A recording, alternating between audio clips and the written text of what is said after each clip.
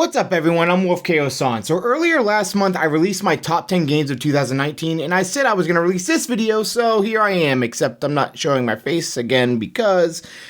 Look, alright, I have a recording room and I have a treadmill in here that I'm tearing apart, and I'm also building a PC, wow, I suck already. And I'm also building furniture, so I have no room to do anything, so you're gonna have to deal with my voice for now. I'm sorry, I suck, but I promise you, next video you're seeing my sexy face. So the 2010s, which is one of the weirdest things to call a decade. Anyway, it had some monumental releases that shaped the future of gaming for the better. Now, this list is obviously my personal favorites, but how I want to go about this list is gonna be a little different. So how I'm doing this list is I'm going to choose my favorite game from each year and then rank those in a top 10. For example, my favorite game from 2015 may end up as my number 10 ranked game, and then my 2010 game may end up as number 1. So it's the best of the best being ranked. And yes, I know I'm terrible at time management because 1, I said I was going to do this video last month, and 2, everyone else has already done this video, but it doesn't matter because I want to be a little personal and just have fun with you guys. Oh, and really cool thing, next video, there's going to be an announcement for my Patreon, so you're going to be on the lookout for that because it's a really cool thing I'm going to be doing for you guys. Anyway, on to the list. In 2012, I had just moved back from Cincinnati, so I mainly played multiplayer games to keep in touch with my friends from there. And if any of you are watching this, just know that I love you. I love you so freaking much! Some games I consider putting on this list were Borderlands 2, Far Cry 3, and Diablo 3, and I'm sorry Mass Effect fans, I just was never able to get into the franchise, so that's not gonna be on this list. But there was one game that made me feel and sad! Telltale's The Walking Dead was a phenomenon that hit you like a freight train because protect Clementine at all costs! It's a modified point-and-click adventure that's primary focus is the choices that you make to affect the story, and it's a fairly simple concept, but it was done so well, they literally caught lightning in a bottle, and it was really hard for them to capture that. With that said though, my favorite game from Telltale is Wolf Among Us, which made me freak the piss out with that sequel announcement at the Game Awards. But anyway, The Walking Dead had such a huge impact on the gaming community, and I don't know a single person that didn't at least well up by the end of the game. There's not too much for me to really say about this game because it's a story that you have to truly experience yourself, so go try it out if you haven't.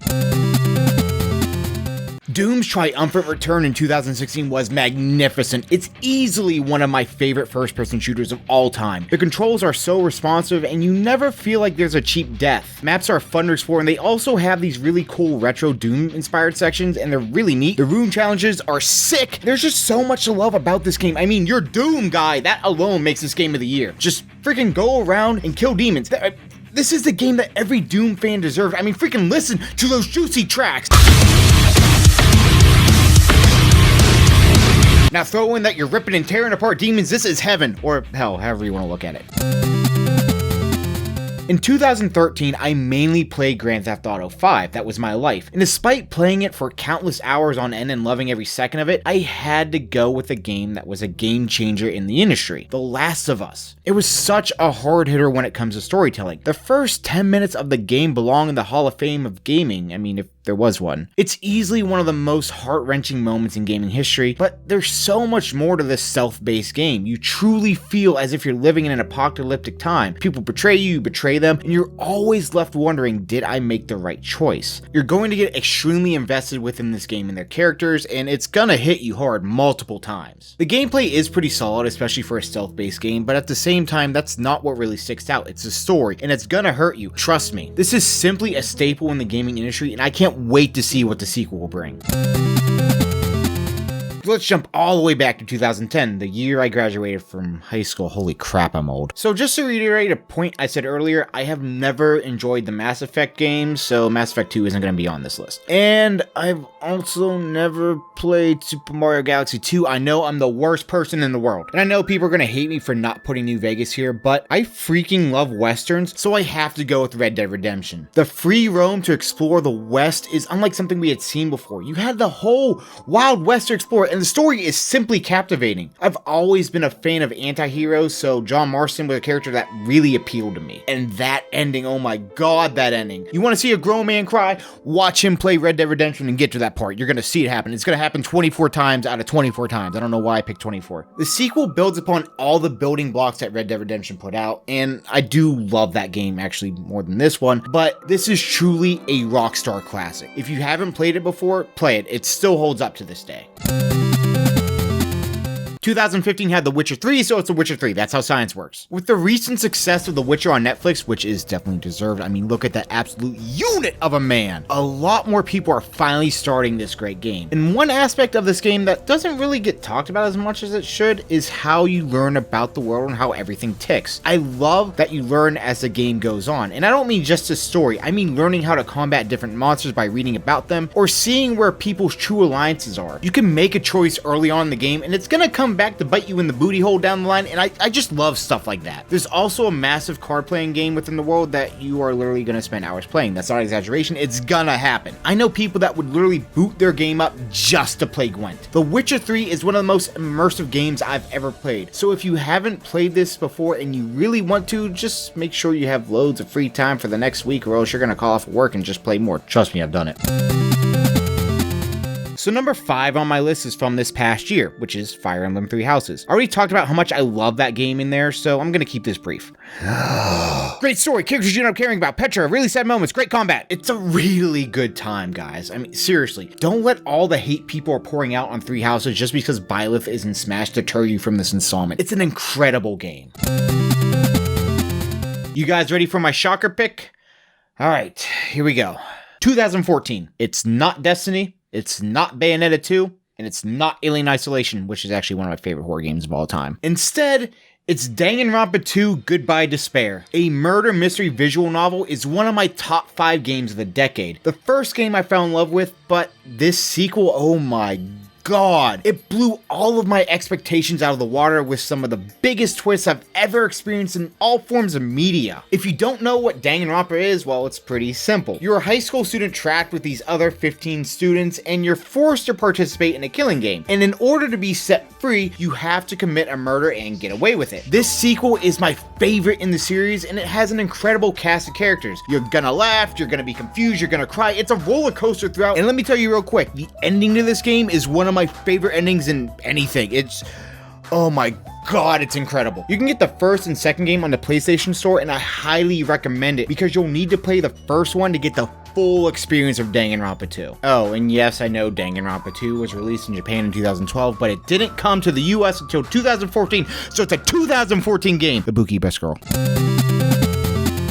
How can I not include arguably the biggest celebration in gaming? Super Smash Bros. Ultimate. There is so much love, passion, and joy put into this game. And with the fighter passes, hype for this game never dies out. Everything about Super Smash Bros. Ultimate just screams fun. I mean, when I got to the part of the story where there's a map that was Donkey Kong Country, I freaking lost my mind, dude. I can't tell you how many times I've gone over a friend's house and we ended up playing Super Smash Bros. For hours. Also, fun fact, my character in the thumbnail, his clothing is based off of Wolf, so now you know who I mean.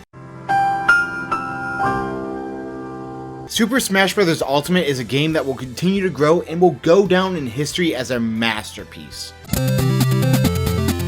My game of the year of 2017 is also my most anticipated game of 2020. Persona 5 is my favorite RPG to drop in, gosh, I don't even know how long, definitely in the last 10 years. I also did a video on Persona 5.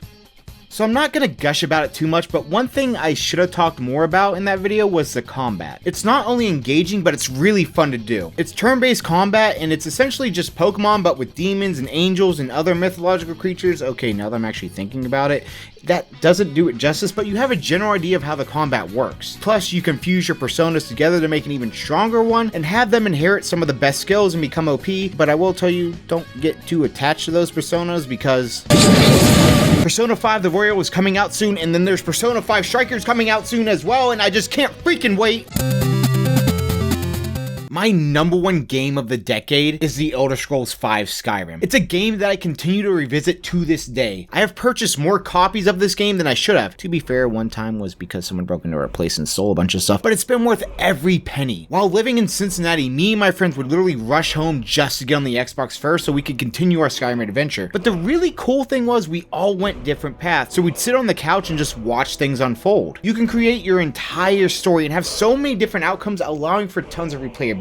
I've invested more time in this game than any other, and honestly, I wouldn't have it any other way. Skyrim is such a monumental game. It's brought so many people together. I've made so many friends just by talking about the things we would do and the love we have for this game. You have freedom to do whatever you want, whenever you want, and whoever you want. And terms of killing them, not the sexual way, you freak! You can turn the game on thinking, oh, I'm just gonna play for an hour or two, and then suddenly realize you spent half your day in the world of Tamriel. While the main story isn't exactly the most riveting, it's the side stories that really pull everything together. Skyrim is my game of the decade and one of my all-time favorites.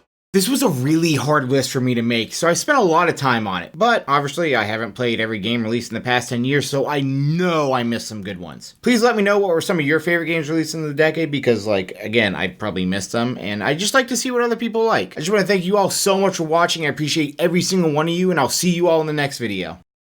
Just want to give a quick shout out to some patrons right now, to Josiah Grice, Cloud Connection, and Mayor Hairbear. Cloud Connection and Mayor Hairbear are two YouTubers, and they're freaking amazing, oh my god. Cloud Connection did this really great video on Super Monkey Ball that I think you guys would absolutely love. And Mayor Hairbear just did a video on him finally playing Resident Evil, so that's freaking fantastic. And Josiah Grice has been one of my friends for such a long time, but he's one of the greatest people I know. He's such a kind-hearted person.